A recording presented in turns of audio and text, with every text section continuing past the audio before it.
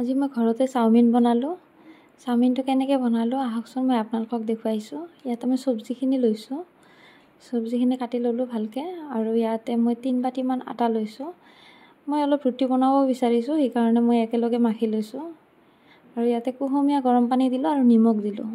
দি কিনে আমি যেনেকৈ ৰেগুলাৰ ৰুটি খাওঁ তেনেকৈ ডোটো মাখি ল'ব। মোৰ ডোটো মাখি লোৱা হৈ গ'ল। ইয়াৰ পৰা অলপ অলপকৈ লৈ কিনে মই ইয়াতে দীঘল দীঘলকৈ এনেকৈ হাতৰ তলুৱা দি কিনে দীঘল দীঘলকৈ টানিলেই হৈ যাব।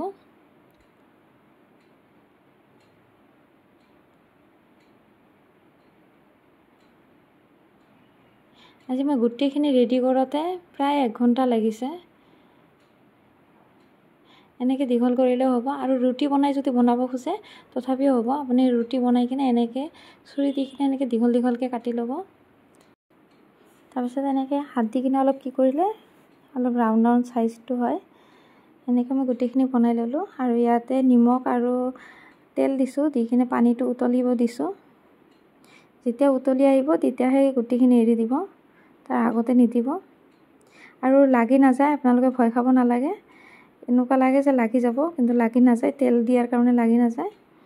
তাৰপিছত ইয়াতে মই এনেকৈ ষ্টেণ্ডাৰত ঢালি লৈছোঁ আৰু ইয়াতে তেল দিলোঁ, মিঠাতেল দিছোঁ, অলপমান জিৰা দিছোঁ আৰু জিৰাখিনি অলপ ফুটি অহাৰ পিছত মই ইয়াতে পিঁয়াজখিনি দি দিলোঁ। পিঁয়াজখিনি অলপ ৰঙা হোৱাৰ পিছতে মই ইয়াতে টমেটোখিনি দিছোঁ আৰু গাজৰখিনি দিলোঁ।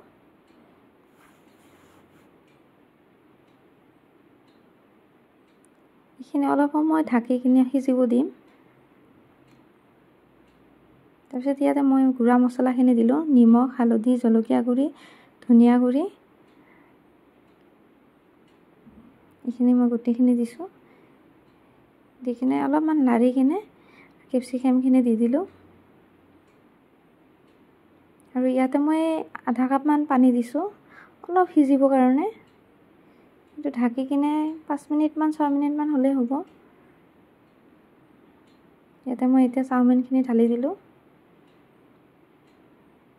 কেতিয়াবা অলপ ঘৰত ট্ৰাই কৰি চাবচোন। আৰু একেবাৰে ছেম কিন্তু বজাৰৰ সোৱাদৰ নিচিনাই লাগে। এইটো ঘৰত বনাই খালে অলপ হেল্ডিয়ে হয়। আৰু ইয়াতে ধনিয়া পাত দিলোঁ। ইয়াতে টমেটো চচখিনি দিছোঁ। দি কিনে গোটেইখিনি আকৌ অলপ লৰাই লৈছোঁ। আৰু ইয়াতে মই এক্সট্ৰাকৈ কণীটো ভাজি লৈছোঁ। নিমখ আৰু অলপ হালধি দি কিনে কণীটো ভাজি লৈছোঁ ঝুৰঝুৰাকৈ। তাৰপিছত এনেকৈ অলপ সজাই দিছোঁ বাটিত। কেতিয়াবা বনাই খাবচোন আৰু কেনেকুৱা হৈছে অলপ জনাবচোন।